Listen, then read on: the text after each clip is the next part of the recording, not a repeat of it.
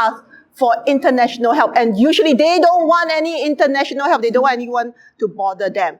So my point is, to understand something properly, you have to understand the historical background.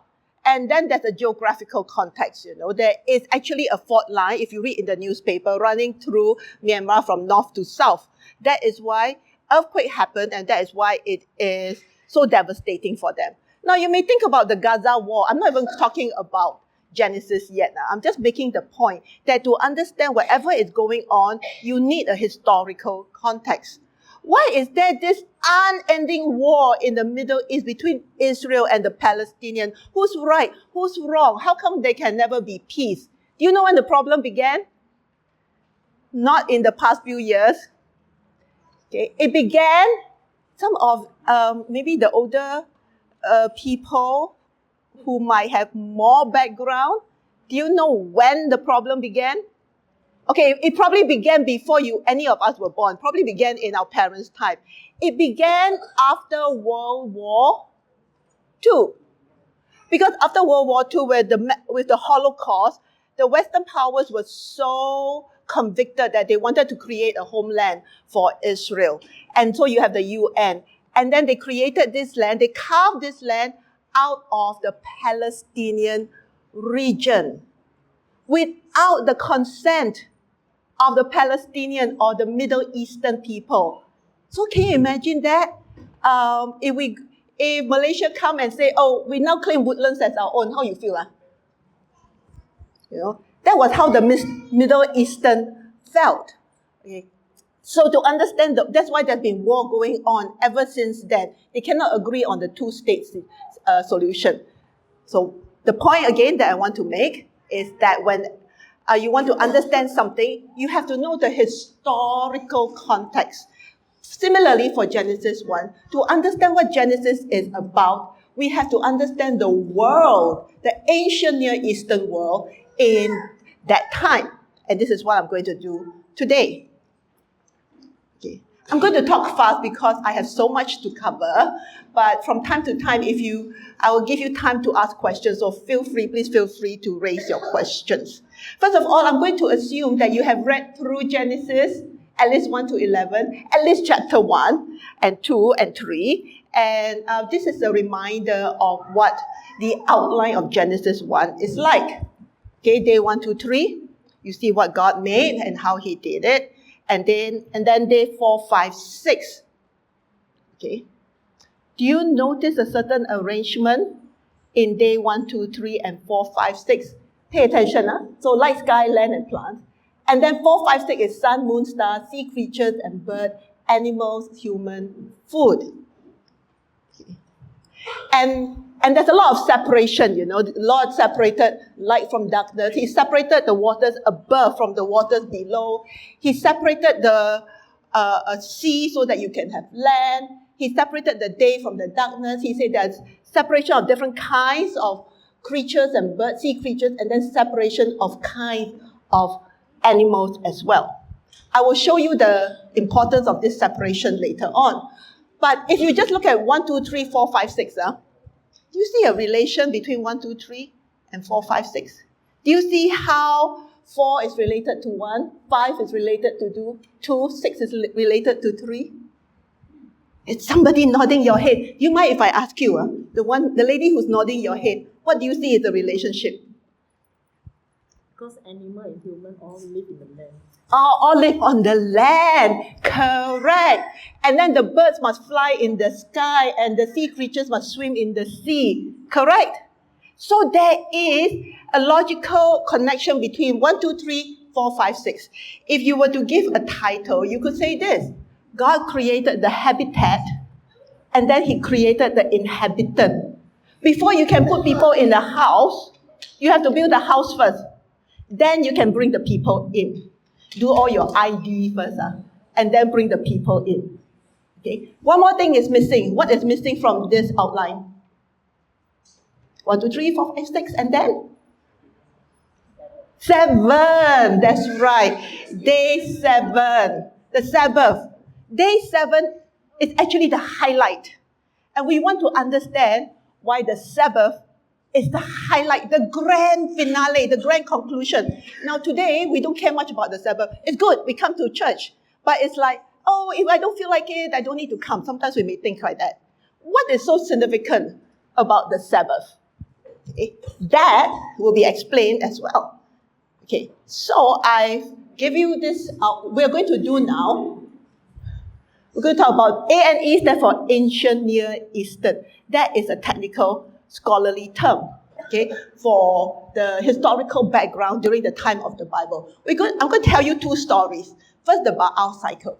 Secondly, the Enuma Elish. And then we will look at the theology of the primeval history today. Now, just now when I asked you about the Gaza war, I have to tell you the story, right, from World War II, and then why they imposed the land on in the Middle East. So you understand what's going on today. Similarly, I'm going to tell you the story in the ancient time, how they believed the world was made.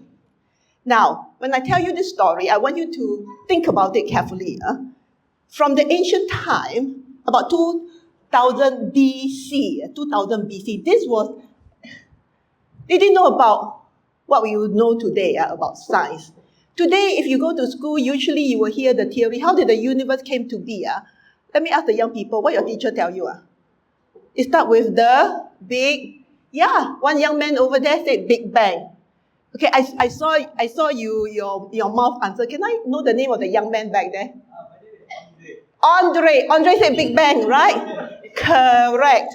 So, if God had told the ancient people 2,000 years ago, in the beginning of the Big Bang, there were protons and neutrons, and all the atoms and molecules were created. Do you think they understand any of it? Obviously not. So God has to tell them about the creation of the world in a way that they can understand. Okay? So I'm going to tell you the people around them, what was their understanding. It's not scientific at all. It's not scientific at all. It's a lot of story about gods because that's all the ancient people know. But when you listen to these stories, think about how is Genesis 1 different? How is Genesis 1 similar? Okay, I will ask you that after I tell you the stories. So in the beginning, as we look at the Canaanite Baal cycle, they actually found, this place in Syria, they found certain tablets that tell the story of Baal. Now, I'm sure if you read through the Old Testament, you will have come across the name Baal. Okay? Yes, right? Then who on earth is Baal? Why is he so significant? To understand that, you have to go back to history, the Baal cycle. Now, it tells the story of how there was this ancient god, the very first god. He was the head of the Canaanite pantheon. Pantheon means there are many gods. Ancient people believe in polytheism. And he was called the creator father. His name was called El. El is very significant. El is the word for God, even in Hebrew. El Elohim. That's the word for God. From where you get Aramaic, from where you get Arabic. And today, in the Quran, what do they call God? Allah. Yes, from the same root, El. God, the creator. Now, you can see this is a representation of El. Not very impressive fellow. Just this old man. Why? Because they believe that after he created everything, he finished his work, he sat down, he rested, he didn't care anymore. He had many, many children, the other gods, so he let them run the show. Okay. So obviously very different from what we understand of the biblical God. Now, two of his kids were the most prominent. One of them was Baal, the storm god. Okay. The other was Yam, the sea god. Now, the storm god, this is a representation, historical artifact of the storm god Baal. Okay. Can you see the significance of what he is carrying? Oh, I need the laser pointer here. First of all, can you see this long kind of stick that he's carrying and this short, round stick that he's carrying in his other hand? Storm god, Storm god, What do you think this represents? Okay, first of all, it's like a drumstick. Anyone? You use a drumstick to beat on the drums, right? So what do you think that represents for a storm? When there's a storm, you hear thunder. That's right. Okay, and when you have thunder, what will you see? Yes, lightning. But this is a very weird lightning. There's a sharp end, like a spear, but at the top, it looks like what? Now, why was the storm god? Let me tell you a little bit more why the storm god was very important in the Canaanite region. Okay, generally very dry.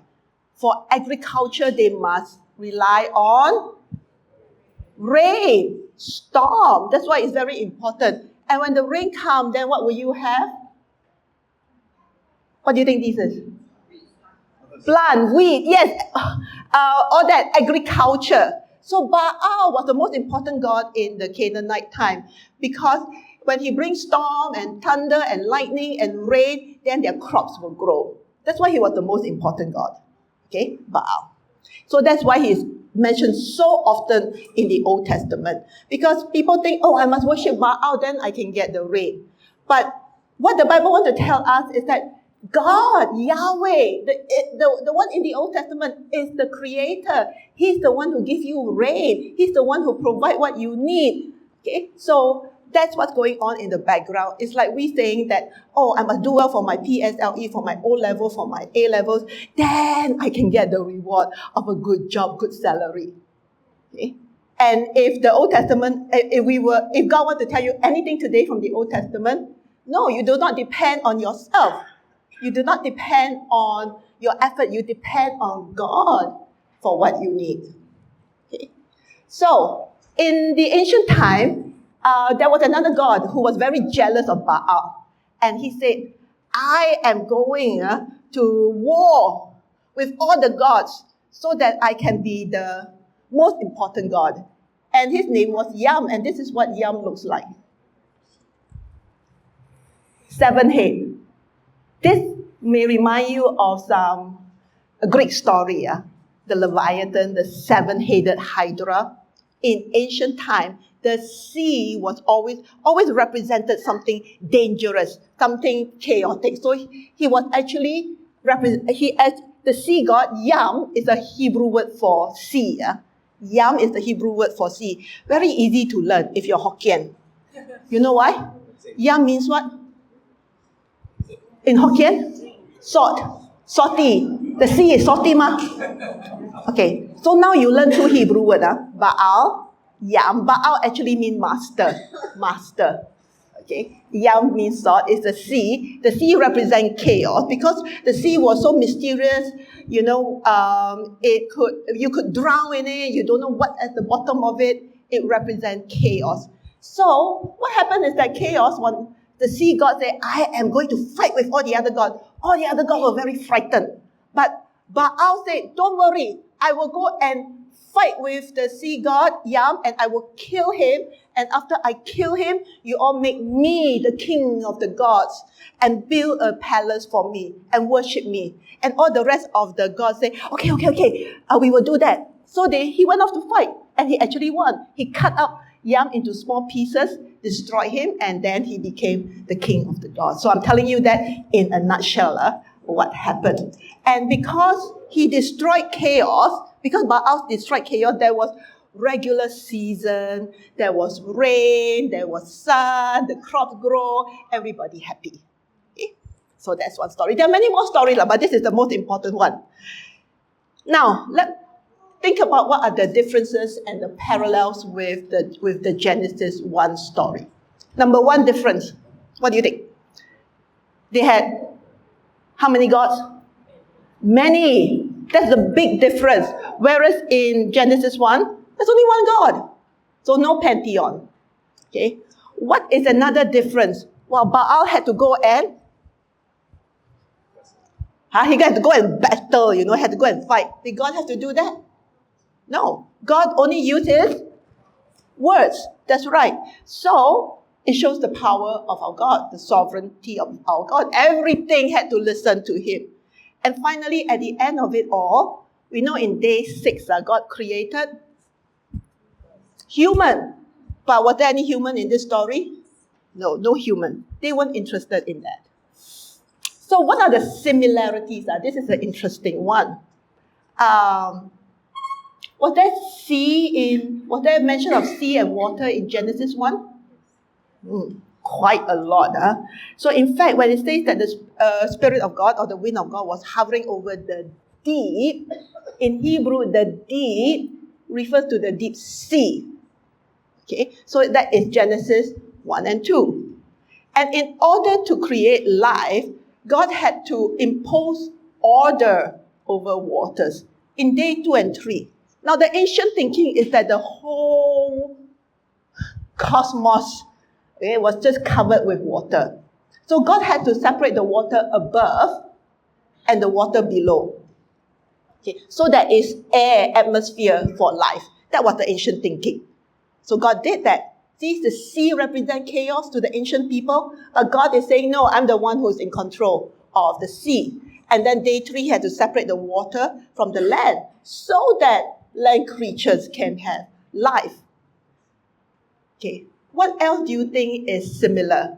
Okay, right at the end, Baal won the victory. He was made king. All the gods so happy because now they can rest. This is similar to what? Day what? 7, Sabbath, that's right. Okay, so day 7, Sabbath, why is there rest? It's not God is tired. Please don't think God is tired. You think God will ever be tired? No, it's not that, right?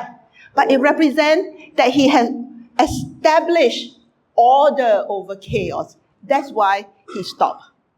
Now, let me tell you another story. It's called the Enuma Elish. This is Babylonian, 18th century BC. Now, they discovered a whole set of tablets telling the story of Enuma Elish in the Babylonian time. Quite similar to the Canaanite one, but even more elaborate. Now, it was believed that in ancient times there was this freshwater god called Apsu who intermingled with the sea goddess. Now she's a goddess, but still the sea. Okay, her name was Tiamat, and then they produced many other gods.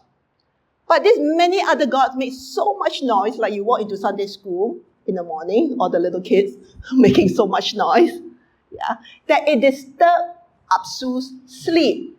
And he was very upset. Okay? And he said, I'm going to kill all these noisy gods. Now, Tiamat, being the mother, was somewhat more tender-hearted and said, no, you shouldn't kill our children. But the other gods, they heard about this. Wow, Apsu want to kill them. So they did this advanced strike first. Before you kill me, I kill you first. So they actually did that. They killed Apsu. And then Tiamat was really mad this time. She said, I'm going to kill all these ungrateful brats of mine, And so she wanted to start a war. Then there was one hero, okay, his name is Marduk. Now Marduk was the Babylonian chief god. Okay, the chief god of the Babylonians. So of course he's the hero. So he said the same thing. He said, don't worry, I'm going to fight Tiamat for you. And if I win, you must make me, same thing, you must make me king. So he went to fight. You may have seen this drawing in various places, in history book or sometime in the, if you go to Iraq, there is actually such a carving. This is not just a drawing, This is to show the battle between Tiamat and Marduk. As you can see, he has a bow and arrows to shoot at Tiamat. So what happened was when he fought Tiamat, the final battle went like that. There was a fierce battle, all the gods fighting each other, and then Marduk, blew a wind into Tiamat's open mouth, and she swelled up like a balloon. And then he took an arrow and shot it into her mouth. And then she exploded. She exploded into two halves. One half became the heaven, the other half became the earth. And then Marduk created the mountains from her breath. made into mountains. Okay? And then from her eyes, made into spring of waters. So that became the source of the river Tigris and Euphrates. And then after that, all the gods say, oh, thank you, well done. But we are very hungry. In ancient time, the gods have to grow their own food. Right? So they say, wow, back-breaking work, have to plant, have to harvest. He said, what can you do to help us? And then Marduk said, okay, don't worry. I will make slaves for us. So he took the blood of one of the gods who died. Actually, it was Tiamat's second in command. This god called King Ru. He had died. And so what Marduk did was took the blood of the dead god, mixed it with clay, and created human beings. And these human beings were supposed to do the hard labor, agriculture, sowing, harvesting, to make food to sacrifice to the gods, who will smell the food and become full and become happy. So everybody now very satisfied. I mean, the gods are satisfied. The human beings, another question. Okay, and then the gods say, okay, now we make you king. So they built him a palace and made him king. This is the story of the Enuma Elish in a nutshell. Why I bother telling you this? Because this is the background of Genesis 1.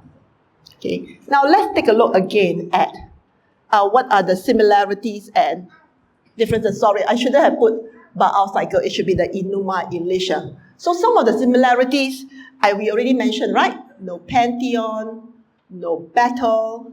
But this time, they actually made what? Human beings.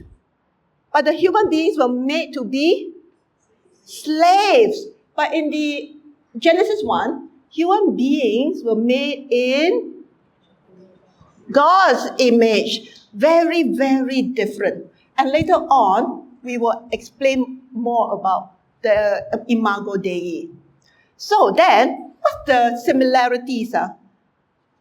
One of the most significant moments was Marduk blew the wind into Tiamat, right? Do you know that wind is mentioned in Genesis 1?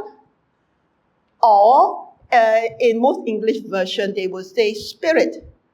Okay? They say the Spirit of God was hovering over the deep. The word for spirit in Hebrew, ruach, is the same word for wind, ruach. So God's wind was preparing to do something to bring about creation. Marduk splitted Tiamat into two halves. Again, water got splitted. Remind you of Genesis? Yeah. Day 2, water split on top and below. Okay. And what else? Day 3, splitting of water to form sea and land, so that living creatures could grow. Finally, there was the creation of humans. Do you see there is a slight similarity between the creation of human in Genesis and in the Enuma Elish? Slight similarity.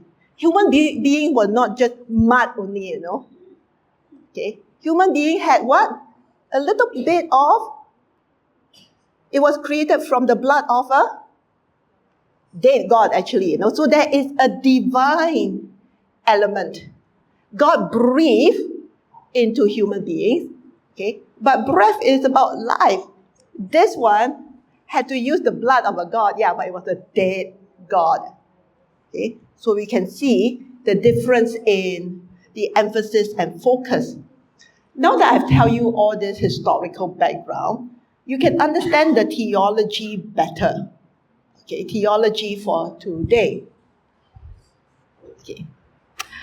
Now, we're going to look at 3 aspects: God, humanity, and world. For Noah, the last part, I may not have enough time, because I think the first 5 parts are way, way, way more important. So let me talk about that.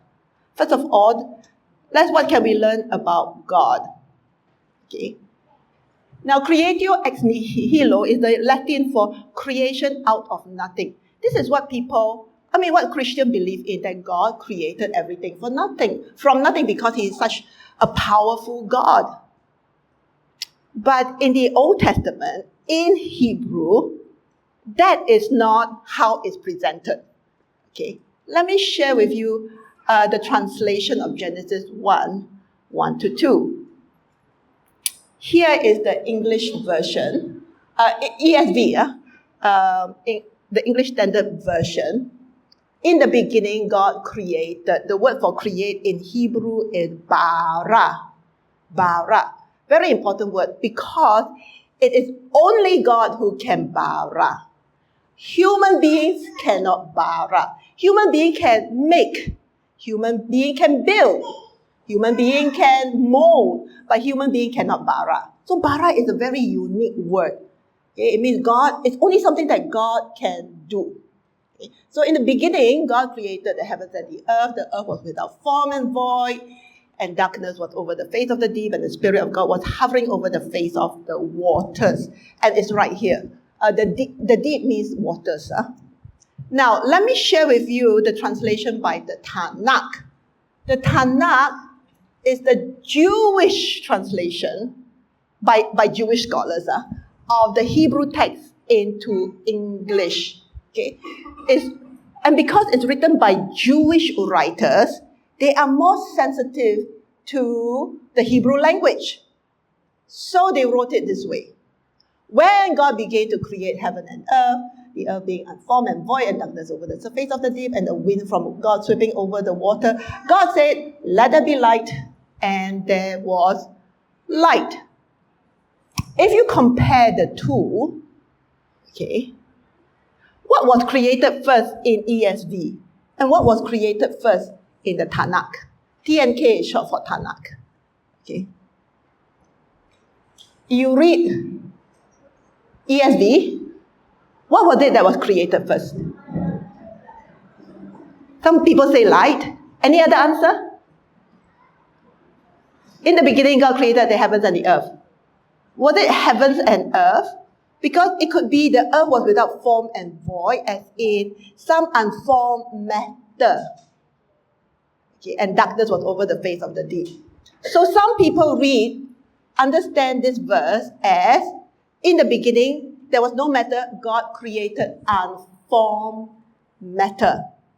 That is creation out of nothing, ex nihilo. But if you read Tanakh, what was created first? Very clearly. Light. This is like a parenthesis. You put this in bracket.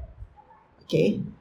In other words, in the Tanakh, before God created light, there was already this unformed matter. This represents chaos. Okay, darkness is chaos. Deep and water is chaos. Okay. So we will call this, instead of creatio ex nihilo, we will call it creatio ex chaos. I'm sorry, I should have put this down in the slides, but I forgot to put it in. So this one will be creatio ex chaos, out of chaos. Okay. So this doesn't mean, let me be clear, in the New Testament is very clearly creation out of nothing. Creation out of nothing. But when God want to reveal His truth to ancient people, He has to explain it in a way that they can understand. Okay, I believe in creation out of nothing because by the time we get to the New Testament, the Greek understanding of the world was quite different. They were interested in what is the first cause of everything. And then you have to talk about the uncaused cause. Okay? Who is it that created the world from nothing? So obviously the answer is God. But in the Old Testament time, they didn't think about that. Who cares whether there's an uncaused cause? Right now, my life is in a chaos. I want to know, will my plants grow? Will my animals reproduce? Will my wife have children? Will we have enough to eat? That was more of the concern of the ancient times. So they want to know, is God going to create order out of chaos? Order out of chaos. So God is not just a God who snapped a finger and everything appeared. Yeah, everything appeared, but Is my plant still going to grow? Is the rain still going to come at the right time? That's what their concern is.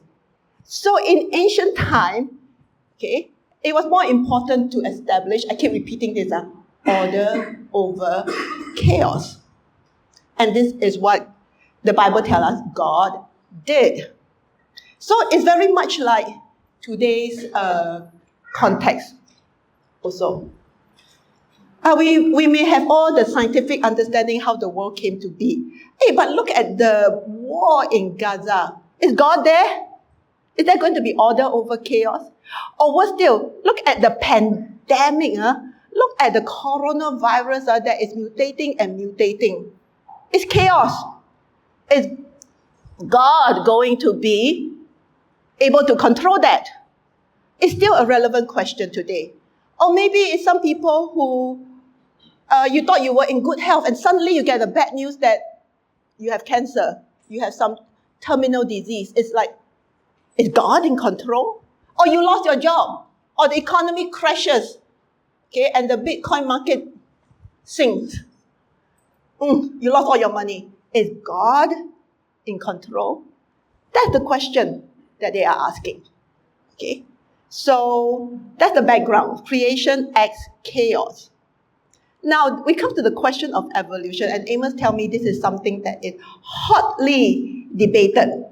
So let me give you again some points to think about. Remember this, This is how Genesis 1 presents creation to us. Now you understand why there is habitat and inhabitants, right? I mean, like God had to create order out of chaos first. Create a livable environment first. And then he put the living creatures inside. Okay, so let's talk about creation and evolution now in the biblical context. Are we talking about 7 literal 24 hours a day? Or some Christian try to hold the Bible and science together and say that, evolution is quite acceptable if you understand the day and night as periods of time, long periods of time. That's called the day-age theory. Okay. So is Genesis 1 about 24 hours? Or is it about thousands and thousands or even millenniums of years? How do we understand this? Now, looking at Genesis 1, when they say evening and morning, it really, really means 24 hours. 24 hours. Okay. And you know what is evening and morning and not morning and evening? It's a very Jewish way of thinking, that the day begins in the evening, not morning. We think the day begins in the morning, have faster get out, get breakfast, send the kids to school, take the transport, drive to work, all very rushed and stressful. For the Jews, the day starts in the evening, which is rest. Why? Because God is in charge of the world. You rest first. And then when you wake up in the morning, then you have energy to go and serve God. Helpful thinking, evening and morning. So, but those who argue for long period of time, the millennial one, they like to cite Psalms 90 verse 4, which says that to God, 1 day is like 1,000 years, 1,000 years is like 1 day. So maybe 24 hours means 1,000 years. Okay. But we have to interpret the Bible according to the context. And this day and 1,000 years is actually a metaphor. That means day is still 24 hours. 1,000 years is just symbolic, not literal. But over in Genesis, it's really literal. Evening and morning would mean, in the Old Testament context, it would mean 24 hours. Okay, that's one thing for you to consider. I haven't come to a conclusion yet. I'm telling you, in Genesis, it is 24 hours.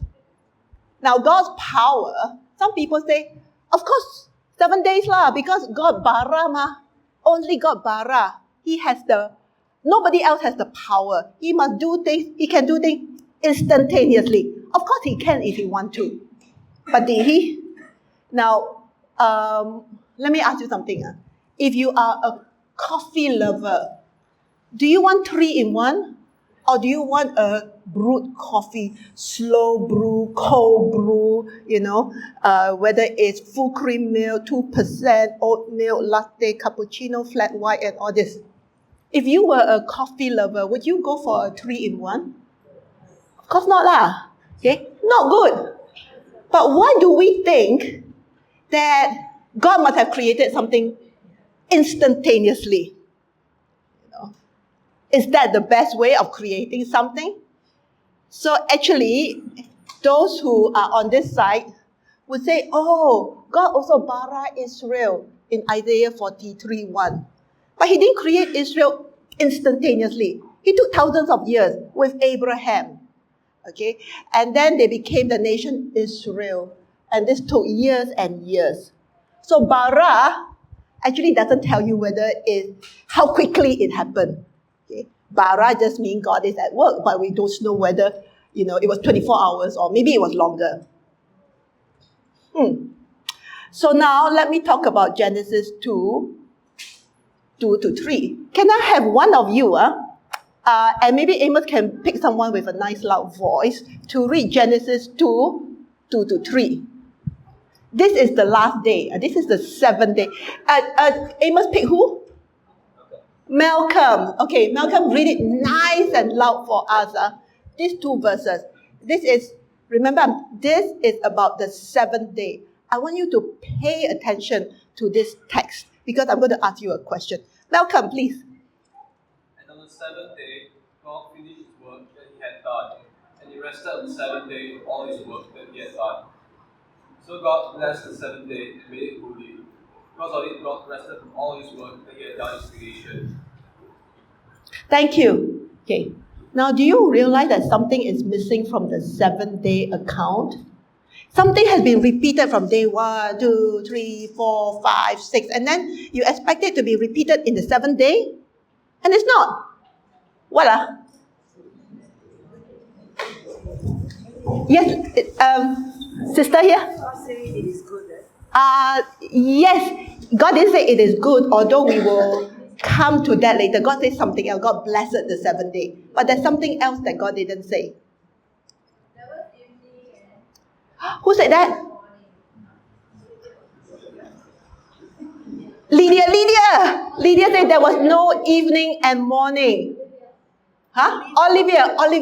Give Olivia a hand, man.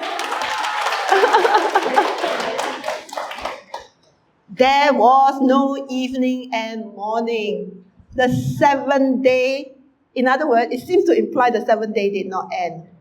We're all still living in the 7th day, if you take this literally. Why? Actually, what the Bible wants to tell us is more of a theological truth. Okay? What is that theological truth? Do you remember what the 7th day represents? Huh? Someone say something? Complete, yes. And it means that God went to, remember the Baal cycle and the Enuma Elish? After they finished fighting with chaos, what did they become? All the other gods make them? Correct. King. Okay? So the theological point is God is king. If you have evening and morning, it's like, oh, he king only for one day. Over liao. So they don't put evening and morning. They want to tell you God has been king all the while. Okay? No matter what you are going through, no matter what the earth is going through, what history is going through, God is still king. Now, this is interesting. You have some parts that are literal, 24 hours. You have this part that is theological. This is how Genesis wants to tell us the truth. Now, some people may then go on to ask about, or before I go talk about science, let me show you how that story is consistent with the A&E context. Okay. Again, we talk about this. God established order over chaos on day 1 and 2. Just now somebody said that day 7, it was not pronounced good. But then God blessed it. So it's a different kind of goodness. But what was not pronounced good? Day 1, God created what? Day 1. Light. Light was pronounced good. So what was not good? Darkness. Usually God say everything He created is good, but darkness was not good. Day 2, do you read anything about it was good? He separated the waters above from the waters below. The waters above were separated by a firmament. In the ancient thinking, that is like a bowl, huge cosmic bowl that stopped the water from coming down. Otherwise, we all drown already. Okay? So, if you read day 2, was there anything about and it was good? If you read, it was not said to be good, because water always represents chaos. And then finally it ends with rest, which is God's victory as king over chaos. So you can see how the ancient story, Genesis 1, was written to bring certain theological truth against their historical background that they could understand. Who is the real king? Not Baal. God, or in Hebrew, the name is Yahweh. Yahweh is the real king. Now let's talk about science. Maybe this is the more exciting part. Some people believe that, it must be must be millions and millions of years old. Some Christians believe, no, if you believe the Bible, it must be a very young earth. You know how young? If you take the Bible very, very literally and add up all the years of the generations, the earth is only about 6,000 years old. 6,000 years old. Then all the scientists will laugh at you and say, no, that's not true. Okay, but some Christians say, you must believe this because that is in the Word of God. Okay. Let's look at the science. So first of all, there are fossils. There are about 4 billion years old. Okay. There are meteorites that also go back to 4.5 billion years old. But those who argue for young Earth will make a scientific point. They will say that carbon dating is inaccurate. It only goes back to 50,000 years old. Okay, you cannot be sure of anything that billions and billions of years ago. They are quite right, that we can't be accurate about way back. We can be accurate only up to 50,000 years old. But do you see a problem with this? The Earth is supposed to be how old? According to the old young Earth theory, 6,000, at most 10,000. Okay, but what this means is that if you have carbon dating that goes back to 50,000 years old, the world is already more than 6 or 10,000 years. Do you follow? Right? Simple logic one. So how can you be sure what is the age of the Earth? Scientists actually come up with other way of measuring the Earth. Galaxy expansion, for example. This has to do with how you measure redshift, cosmic wave background. Goes back to 20 billion years for the galaxy. Okay. So it's not just totally dependent on carbon dating. Of course, scientists can still argue about this. Okay. Now, what I'm saying, that Genesis 1, if you take Genesis, does Genesis tell us, if you read Genesis 1, does it tell you how long ago the world was made? Genesis 1, just Genesis 1. Do you have any idea how long ago the world was made? Have or not? No, we're not told. How some Christians come to 6K is because they add up everything in the Old Testament and they add up all the years. But how accurate are the years? What do the years represent? Okay. Now, let me be very clear. I'm not trying to put down one side over the other. I am not trying to say that, you believe in evolution, not Christian lah. Or I'm not saying that, you believe the earth is 6K years, 6,000 years. You're not a thinking Christian lah. So I am not saying this. What I want to say is to look at the Bible for yourself. In Genesis 1, we don't really know how old. Maybe it's really, really over a long time. Maybe it's a short time. Okay. Let's take a look at evolution some more. The problem with evolution, some people say, oh, over a long time, then it's okay lah. We have time for evolution. But even evolution does not coincide with Genesis 1 properly. Day 3 says that we have trees before sea creatures. This is not the evolutionary order. Or we have sun, moon, and star before there was light, which is very strange to scientists. Okay. So even if you believe in evolution, it doesn't really square with Genesis 1. How? Now we are in a real conundrum. Okay? We're in a dilemma. So Genesis 1, does it square with science or does it not square with science? Or maybe, let me come to the next point. Genesis 1 is not about science. Okay? In other words, Genesis explains not how the world was made, or not how long it took to make the world. What is Genesis 1 about? It's about who created the world, why he created the world. And why are these questions important? Limitation of science in explaining who. Can science tell us who made the world? Obviously not. You talk about the origin of matter, Big Bang. Stephen Hawking, very famous guy, who speculated about the Big Bang. If you read his book, actually it's very readable, quite slim volume. I read his book when it became popular because I want to know what he thinks about God. I want to know how he explained how the Big Bang came about. The Big Bang did not come out of nothing, There was this very, very dense body that suddenly exploded. Okay, then tell me who made this very, very dense body. How did this very, very dense body come to be? I read until the end. Guess what? No answer. He doesn't explain it. He just say, oh, there was this dense matter and it exploded. He cannot answer how did that come about. Some people talk about the origin of life. Okay, there's this scientist called Stephen Miller. He wanted to prove that life can be created by this in a chemical soup, and you just put lightning in it, and then you can produce amino acids. Amino acids are the building blocks of protein and life.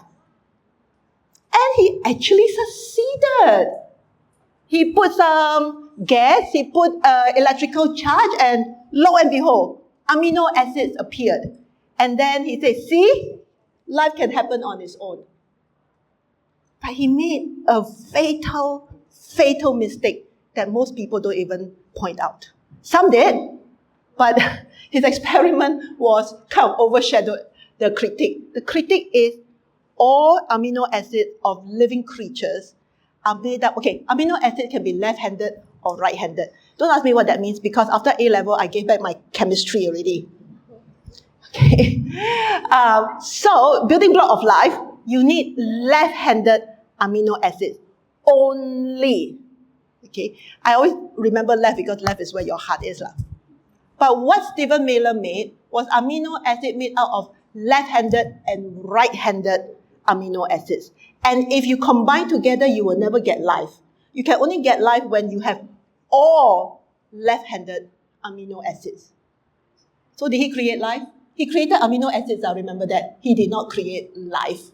Only God can bara. Okay. So, what about evolution? Let's talk about what Charles Darwin found on the Galapagos Island. What did he find? Some of you study evolution in school. Is this in biology, O level? Okay. Those, can I know who's studying biology in O levels, A level? Yes, no? Ah, lady over there. Okay, and you are? Lena. Okay. Do you remember what Charles Darwin in his book, The Origin of Species, what did he observe on the Galapagos Island? Unfortunately, I didn't study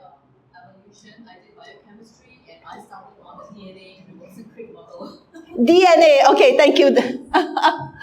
Okay, but so you know that things can evolve in a certain way, DNA even. What he found on the Galapagos Island was birds that developed a little bit differently from birds on other islands because this island was very isolated. He found birds of a certain beak that were not found on other islands. Then he said, oh, they evolved according to the food source. You know what else he found? Giant turtles. And their shells were different. Why are their shells different from all the other turtles? Because they evolved on their own. Why? Because it depends on, whether you can find water, whether it was dry, whether it was wet. So in other words, there is evolution, what I call microevolution, within the same species. You can actually have hybrids of cats and dogs. Possible, right? But do you have a hybrid of a cat and a dog? Never. Okay. So micro means within the species. There can be evolution. But macro, we have no evidence for that. Okay. So evolution does not explain creation either. But what the Bible does is not tell you, it's not a science textbook. The Bible is not a science textbook. The Bible is a theology textbook. It's more interested in telling you who created life, who created the world. And what about philosophy? Philosophy tries to explain the meaning of life. But can it? Okay. For example, let me talk about what the basis of morality. If you see someone drowning and you jump in to save that person at the cost of your own life, don't we say, wow, that is a hero? Where do we get this idea from? Because if we believe in survival of the fittest, then the smart thing is don't jump in and save that life. Because why risk your life? That your genes better than the other person's genes, you may think. But no, where did morality come from? Romans 2 tells us that God has put a conscience in all of us. What about spirituality? Scientists now can examine your brain waves of religious people, Buddhist monk, Hindu monk, Christian monks as well. And they find that when they are meditating, they have a certain brain wave. There are certain changes in your brain. So then the conclusion, they say, oh, religion is just a change of your brain waves. Okay. That is, the problem with that is that it's very reductionistic. We think that religion or feelings is nothing but brain waves or hormones. When you fall in love, it's only your endorphins lah. What else? Lina? When you fall in love, what kind of hormones? Serotonin. Oxytocin. All sorts of hormones. But you know how long hormones last? Because your body takes a lot of energy to produce hormones. Okay? When you fall in love, wow, you can't even sleep day and night thinking of the other person. That is hormonal, definitely. Okay? But how long does that last? After some time, it's like, tired already, sian already, used to the person already. But would you say, when we say that I will love you until death do us part, does that happen? It happens. But it's not hormones anymore. That's real love. Because God, you wear out your hormones already. In other words, what I'm saying is that science cannot explain spirituality, commitment, love. Then what about life? What's the meaning of life? If we go fully by evolution, then if you are the survival of the fittest, if you are the materialistic one, then life means I want to achieve more and more and more. Okay? But very tiring. Or if your life is not going well, you're the loser end, then you may think that, life no meaning. What's the point of living? Okay, that's what we call existentialist angst, life no meaning. Life has to go beyond what we can achieve or not achieve. What is life? I'm coming back to that. Life is about being created in the image of God. So my point here is that Genesis 1, one more time, if you forget what I say, I hope I leave you with this. Genesis explains not how the world was made or how long it took to make the world. Genesis explains who made the world and why.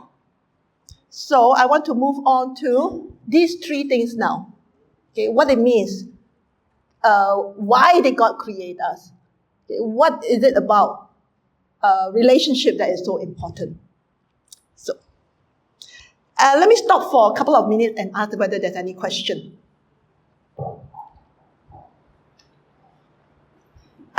Amos told me that some of his young people asked this question. The earliest human being were, evidence is that it's only 6 or 7 million years. So dinosaurs were way longer than human beings. In other words, there was no dinosaur in Noah's time. No dinosaurs in Noah's Ark. Okay? And when we read the story in the Bible, remember in their historical context, do you think they know about, people ask, what about the countries of Southeast Asia, all this in the Table of Nations? In their time, would they know anything about the country of Australia? Australia was discovered much later on. Would they know anything about the countries in Southeast Asia? Probably not. That's why they were not mentioned. Okay, because they can only write about what they know in their own historical context. So I hope that helped you to understand. That helps to answer the question. Hey, anyone else want to ask anything? Yes, lady over here. Question. Just now you mentioned about the Baal and then the Tiamat, Then plus God, right? So who come first? Is it those two come first or God come first? The Baal or Tiamat predate the revelations to the Israelites. Yes, I'm afraid they did. They are very, very ancient stories. So much so that when scholars first discovered them, they were thinking, probably the Israelite copy from the Canaanite and the Enuma Elish. They thought that. That is why I emphasize on what are the similarities, what are the differences. The differences are so stark that you cannot, for example, there is no pantheon, there is no polytheism in the Israelite worship. There is only Yahweh. And they were very emphatic about it. So we believe that although they were aware of the Canaanite background, the Babylonian background, but their revelation from Yahweh is still very unique. It is what we regard as a true revelation. Yeah. Yes. Young lady over there? But then there's also like some similarities. Yes, similarities, yes. Do you think like the Canaanites and the Babylonians, did they misinterpret Genesis and that's why it is? Well, they didn't have thank you for that question. How come there are similarities, right? Although there are differences. So, young lady, your name? Emma. And sister, your name? Christina. Okay, love your question. Emma was asking then, did the Canaanites and the Babylonians misinterpret Genesis? But the thing is, their belief were way earlier before Genesis was written. Okay, let's say if we believe the earliest dating would be 1000 BC, whereas they went back almost 2000 BCE, so twice as long. So, but you could say that because all of us have some revelation of God, but not the complete revelation of God. So that was their background belief, yeah. But the days of God's word, day 1, day 2, day 3, day 4, day 5, day 6 are the same as 24-hour day of our day. And your name is? Sean. Sean asked whether the 24-hour day in Genesis 1 is the same as our 24 hours day. I would say so, because do we still mean evening and morning? Do we mean the same thing today as what they meant then in Genesis 1, then yes, I would say that is the understanding, 24 hours a day. So this is why I say that they weren't dealing with science. They were dealing with their own historical understanding, and they want to talk more about the theological truth. Ooh, 2 more questions here. Yeah, yes. Any one of you, go ahead. The 2 of you. Yeah, you both raise hands side by side. Excuse me, so do we first have gods or do we first have the earth? Because we got this outflow of swimming in this Tiamat as salt water and sweet water. So do they first came out, or do we first have this salt water and sweet water? So the fresh water, you're asking whether the fresh water came first? Yeah. Okay, and then the other question, I might as well listen to the other lady. So asking like, if there's like Adam and Eve, right? And then they like started on human beings. Then how come after that, one God went like, the humans are influencing the God? They all received. Adam and Eve. Okay, I'm going to come to that. And your question about sweet water and salt water, which one came first? No, like whether the God came first or does the sweet water and fresh water come first? Sorry, I couldn't. First or the fresh or salt water came first? To them, this is the Babylonian worldview, that in the earliest time, the gods were the fresh water. The freshwater god. Okay, let's put it this way. The freshwater god created fresh water and the sea goddess created sea. So they were just together. Yeah. Everything depended on the gods in ancient thinking. Okay. But the other lady, your name again? Hannah. Ask me that question when I come to Adam and Eve. Okay, and then I'm going to move on. Okay, let's talk about the Imago Dei. Imago Dei is just a fancy term in Latin that means image of God. Okay, if you want young people, if you want to show that, wow, that you have good theological knowledge, when you talk to the older Christian here, just throw this term. We are made in Imago Dei. Everybody will be so impressed because only theologians talk like that. Okay, so I want to teach you some good terms. In Hebrew, we say Tselem Elohim. You all know what Elohim is, God. Tselem means image. Okay, so God made Adam and Eve in his image. What is the meaning of this? Scholars have spilled much ink over this concept. It's such a rich concept and so hard to grasp it. Okay, so we begin with the earliest understanding, which is the ontological meaning. Okay, another big word to throw at you. Ontological means what it is in itself. As simple as that. What it is in itself. So, ontological meaning, people at first were like, what is a human being? Is it the intellect? Is it the will? Is it the self-awareness? Is that what makes a human being? What do you think? Let me ask you.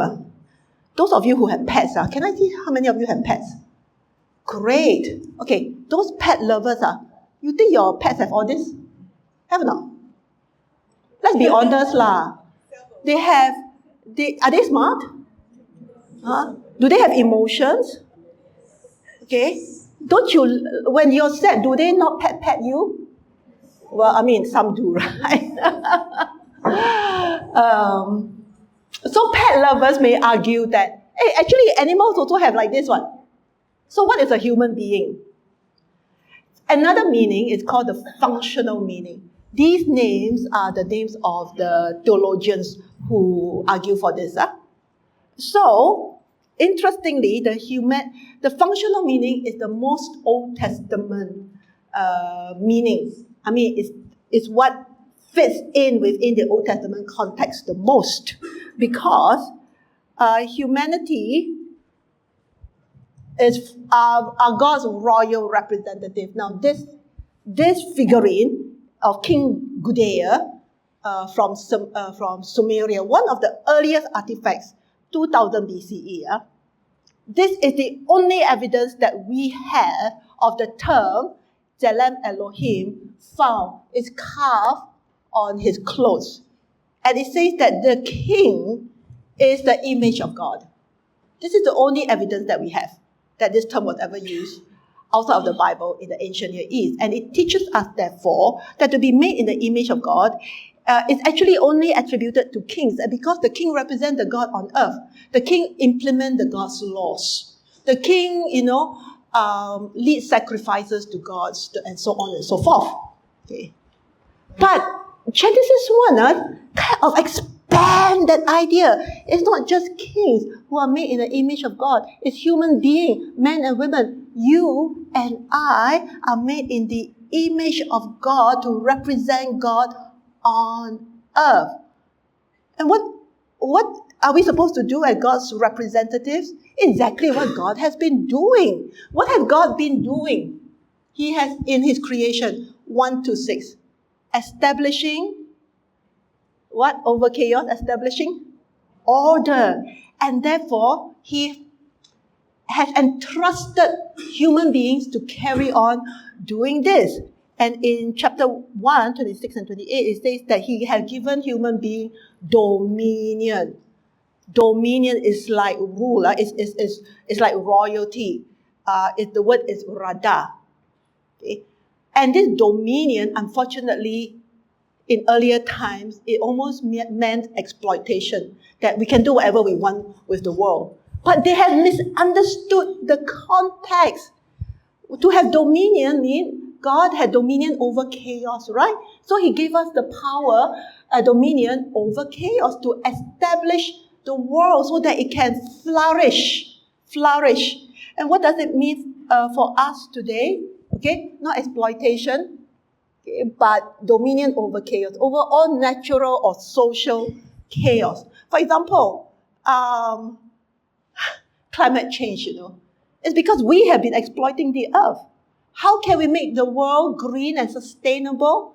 We have to stop the chaos, bring back order. That's what we are called to do. And let's talk about social, or natural disorders still, like, pandemic, viruses. Okay. Thank God for people who invent vaccine. Okay, but are we careful with, are we willing to be careful in how we manage our illnesses? Things like social disorder. Okay, do we help the poor and needy? What about the abused children? Talking about Singapore, right? Story after story in the Bible, in the newspaper about young children being abused and abused to death. What are we doing about it? Okay, thank God that we have social workers who do their best. But what about ordinary people? Do you hear this horrific beating going on next door in your house, or when you are a teacher or with your friends? What do we do about it? This is what we are called to do, to establish order over chaos. Now, the problem is, if some people are not born to have that capacity, maybe they have some disability, physical disability. Okay, maybe they are born paralyzed. What can they do? What can they do? This is where we have to go on to the next meaning, the relational meaning. Now, image of God is found not only in Genesis 1:27. Calbach was one of the first person to note this. Only human beings made in the image of God, and only human beings can have a relationship with God. So image of God has to do with relationships. Okay, and then there's male and female, both made in the image of God. So that means male and female can have a relationship. But that relationship has to do with marriage and reproduction. There is another place, two other places where image of God is mentioned. Genesis 5, where it says that Adam's son, Seth, was made in his image. So there is family relationship, parent-child relationship. Even if you're not married, you are still able to have relationship because you're definitely somebody's son, definitely somebody's daughter, or somebody's brother and sister. Okay, so relationship. Image of God is also repeated one last place in chapter 9, where after Noah and the flood, they are told to, there is the law that you cannot kill human beings. If you kill human beings, you get the death sentence. Why? Because human beings are made in the image of God. There has to be mutual respect, okay, mutual relationship because of the image of God. So this is fundamental because especially in Singapore context, we measure a person's worth by how much they can achieve, we can achieve. Yeah, Singapore national song. Okay. But I hope that we will also move on to the worth of a person who cannot work, cannot achieve. Talk about people who are full-time homemakers or people who are retired. And suddenly you feel like, oh, you lost your worth. Okay. But worth in the image of God has to do with relationship. Whether you are earning money or not, you can still relate. Even a retiree can continue to volunteer this is why volunteering is so important. No salary, but you're still in a relationship. We're very concerned about our aging society, right? And one of the main concerns is that our elderly are socially connected. This is what it means to be made in the image of God. But then, you may ask me, and I hope you do, thinking about this, not everyone can relate, huh? Yeah, so somebody said, yeah, thank you. What sort of people cannot relate? Well, those in a coma. Do they have worth? Do we pull the plug straight away? What about people who are severely autistic, for example? They just can't. They don't understand human relationship. Okay, so do they have any worth? People who aging society, dementia, do they have any worth? If they can't relate, they can't remember who you are anymore. Okay, how do they have any worth? How? This is where we go back to the first one, the ontological meaning. They have worth simply because they are made by God. There is this almost undefinable, mysterious quality about being a human being that no AI can ever match. If AI is anything, AI is the image of fallen human being, right? Because they take all the data from human being. Good data, bad data, they just incorporate. We just create AI in our own image, that's all. Yeah. So it's like a painting.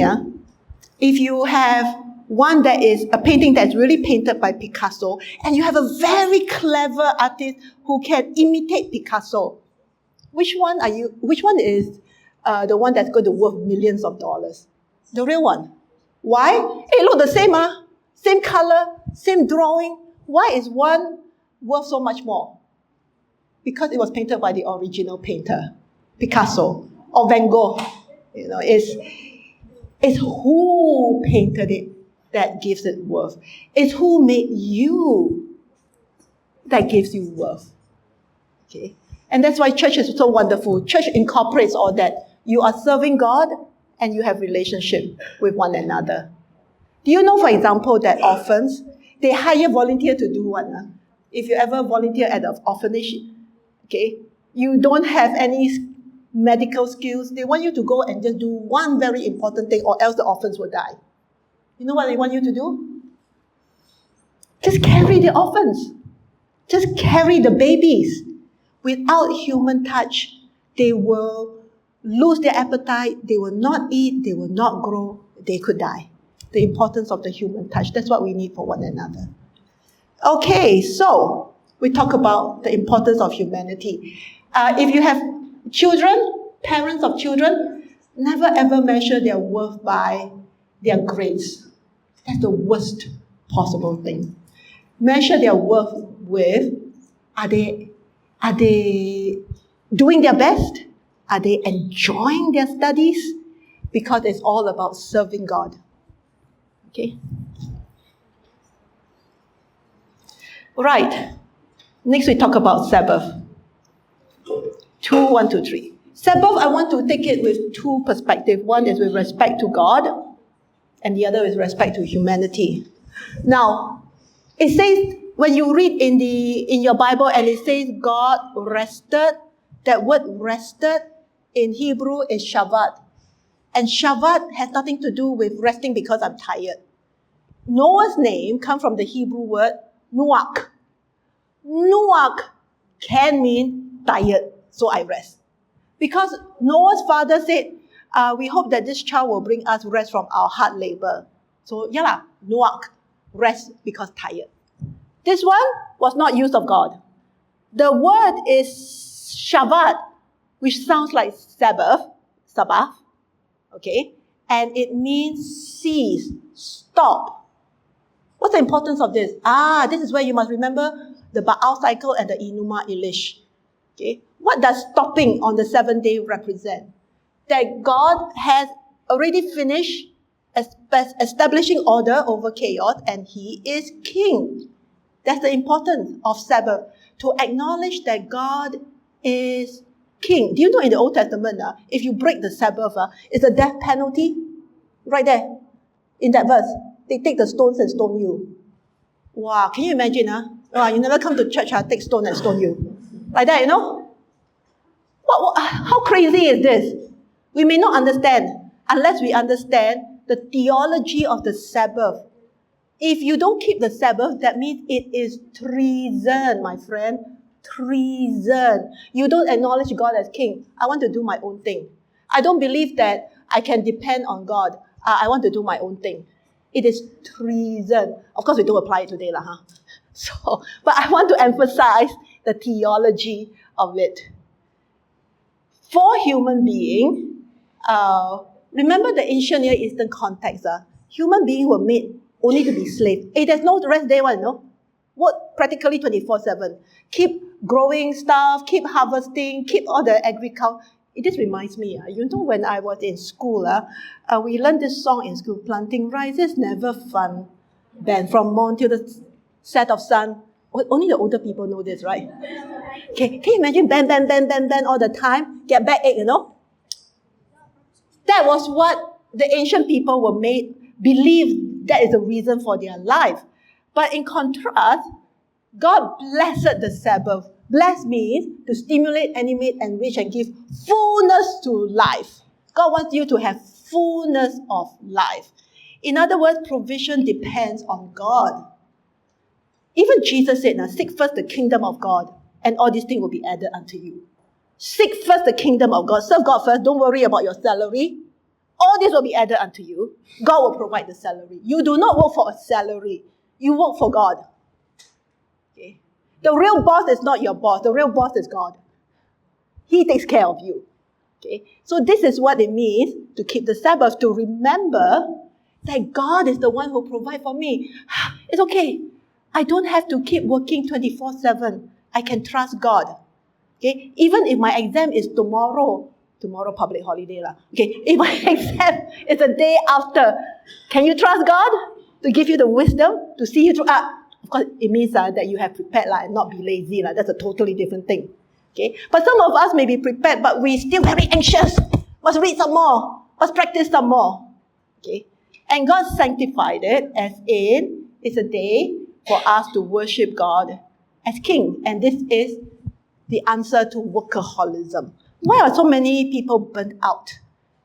Full-time staff or even regular office workers. Why are we so caught up with workaholism and we are so burnt out? Because we think that everything depends on me rather than on God. Let me tell you a story. This is set in the cowboy period in America. And there was a group of Christians who wanted to get from the east coast of America to the west coast of America. And they traveled together in wagons drawn by horses. Okay? So they were very committed Christians, and they made an agreement that on the Sabbath they will rest, give the horses a break, and then continue on again. But as they were going across America, the weather turned bad, it got colder. Some of them were very worried, will we ever get to the other side in time? So then half of them decided, oh, we're not going to rest on Sabbath. We're going to continue traveling all the way to the west. But then half of them say, no, we must keep the Sabbath. We should give ourselves and the horses a rest, because it's God who will see us to the other side. At the end of the whole journey, guess who arrived first? I think you will know the ending of the story. The one who stopped or didn't stop? The one who stopped. Because the one who didn't stop wore out their horses, that the horses fell sick and died, and they had less horses to keep pulling them across, so they took an even longer time. That's the importance of the Sabbath. Do we trust God or do we trust ourselves? Okay, I know it's 12:30. So, sorry, 1:30. Thank you for reminding me, Christina. So I will totally understand if any of you have to leave. Okay, but I have a little bit more to finish.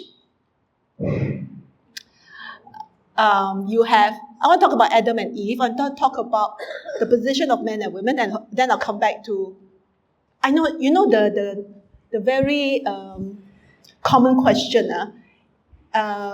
If Adam and Eve were the only people in the world, and then they had Cain and Abel, who did Cain marry? Do you want to ask me that question? I forgot the name of that lady again.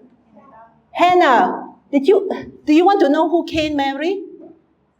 Do you want to know who Cain married? Did he marry his sister or what? The answer is, I would tell you if I were able.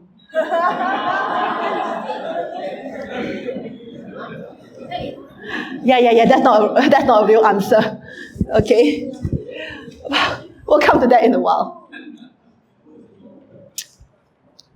The problem with the story of Adam and Eve is that people tend to read 1 Timothy 2 into it to say that women are subordinate to men. Okay, hierarchical complementarian believes that men has authority, women must submit, and the other group of people, Christian, believe that both are equal. That's called egalitarian. Okay, so it's a long. There's many things to discuss. It will take another 1.5 hours, so I just want to give 2 points. Okay, are women subordinate because they are made second? Okay, that's what 1 Timothy 2 seems to imply. Hey, you know what was made before Adam and Eve? Exactly. So, are Adam and Eve subordinate to animals? That doesn't make sense, right? Let me explain to you the Hebrew word. There, it means help. And 90% of the time, the word refers to God. God is my help. I lift up my eyes to the hills. From whence comes my help? God is the help. God made women to help men, like the way He would help men. High calling, high responsibility also. Okay? And the word connect, though, in Hebrew, is like. 2 words, like, nekdo, opposite. So it means equal in a complementary way. Same but different.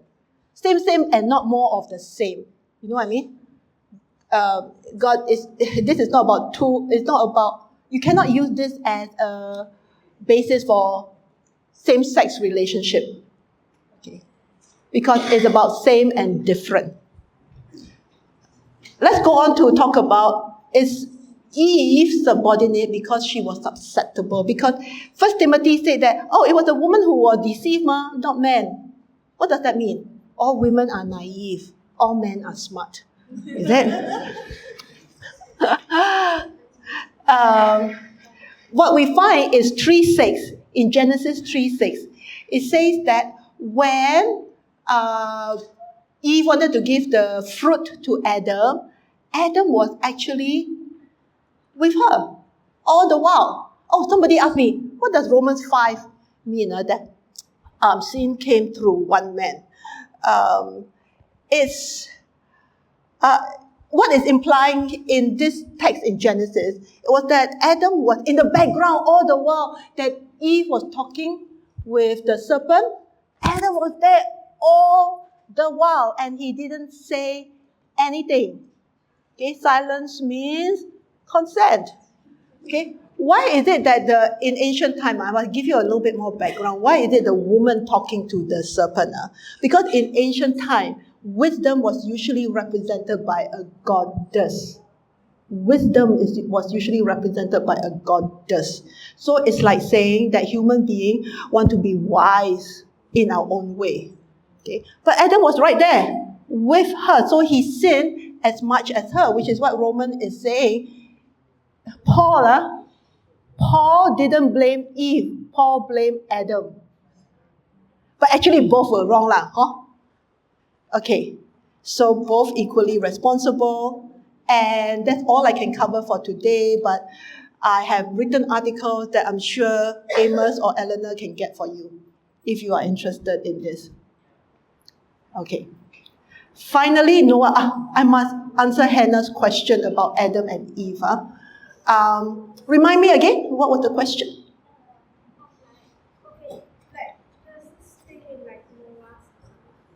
Noah. No, like Genesis chapter 6.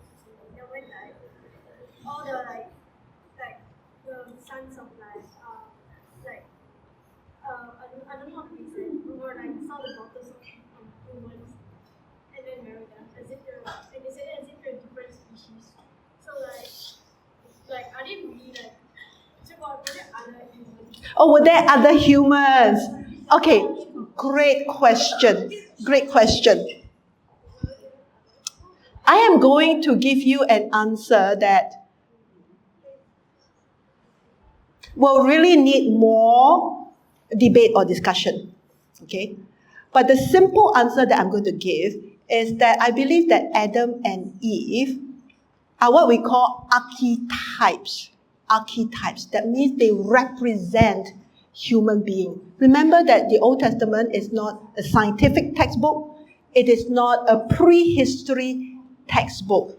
Okay? You may read already, I told you, earliest human being about 6 million. There were the Neanderthals, there were the, I can't remember all the term. People who originate from China, people who originate from Australia, and so on and so forth. Okay? So how does all this fit with Genesis 1? Now, remember, in Genesis 1, they didn't know about all this. They were already living with people who were Homo sapiens like you and me. But what they wanted to emphasize is that all of us are made in the image of God, and at the same time, all of us are sinners. Okay? So this is what we call archetypes. They represent all of humanity. Okay? In fact, you know what, like people like to joke about Adam and Eve? If they were Chinese, we would still be living in paradise. You know why? Because the Chinese, they would just have caught the serpent, cut it up, and made into soup. Okay? But the point is really that even if the Chinese were there, even if you and I were there, we have the same human tendency to sin. We still want to be smart on our own. Look at Singaporean, our kiasu culture. We're all like that. Okay? So, Adam and Eve were to represent all human beings, that we are all sinners. Okay? I hope that helps, Hannah. Thank you. And finally, very quickly about Noah. If you're going to ask me, is Noah historical?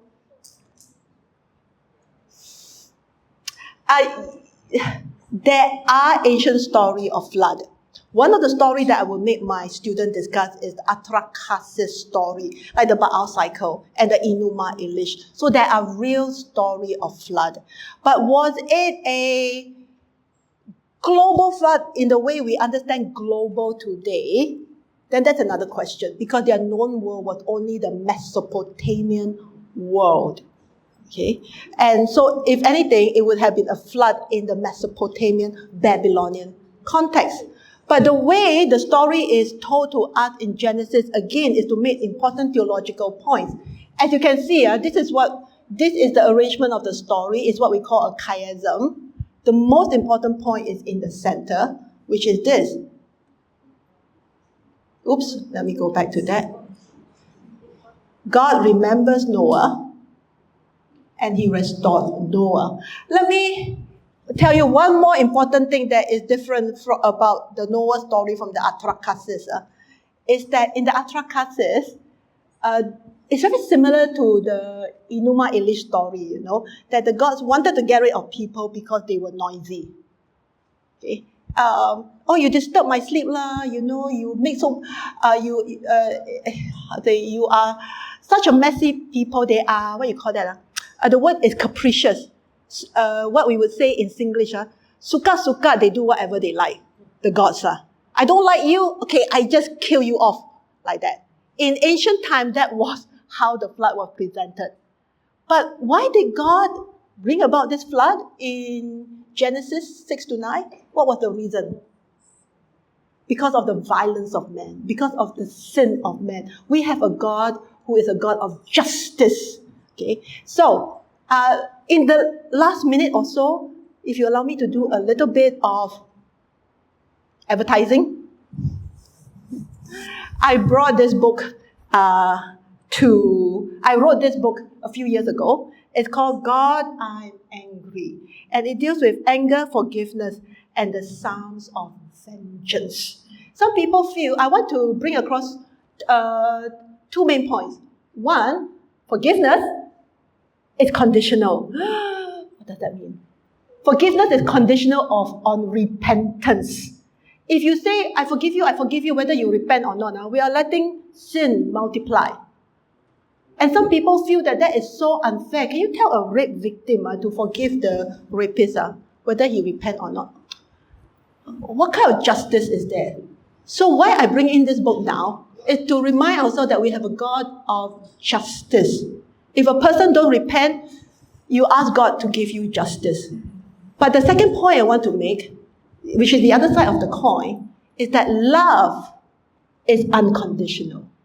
Love is unconditional. If you read the gospel, Jesus never say, forgive your enemy. It's always in the context of repentance. But Jesus does say, love your enemies. And that's what we can do with God's help. So I brought, it's $25 a copy. I left 5 books on that table and 5 books on that table. And it's, if you find that this is something that you are interested in, that will help you, there's a QR code for $25. It's some feedback I've got from people. One lady who says that she was very badly abused by her mother. And all the counselors she sees always tell her to forgive. She said, I can't.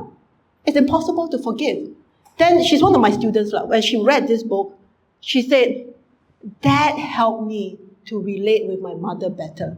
Even if I don't forgive her, I can love her. And then she went to visit her mother in hospital because at first she didn't even want to visit her mother in hospital. Okay, so thank you for the little bit of publicity. And finally, I've come to the last slide now. What is this Tower of Babel? Is about in the ancient context. It's actually a reference to the Babylonian Empire, okay, where it was one of the biggest, most oppressive empire in the ancient Near East. And what the point here is that God is against pride and hubris because it says, I want to make a tower to heaven. I want to be like God. But what God is for, why he gives all the different languages, is that so people could leave the oppression of this empire and have their own lands. God is for peoples and habitation. God wants the Rohingyas to have a homeland. God wants the Israelites to have their homeland. God wants the Gazans, the Palestinians to have their homeland. This is the theology, okay, in Genesis 1-11. So we have come to the end of today, and thank you for sitting with me for 1 hour, 45 minutes. Okay, so questions. Not to keep all of you, so I'll get to your question. If you have to leave, feel free, don't worry. If you have questions, we can carry on. Okay, gentlemen? Hi, I'm talking here.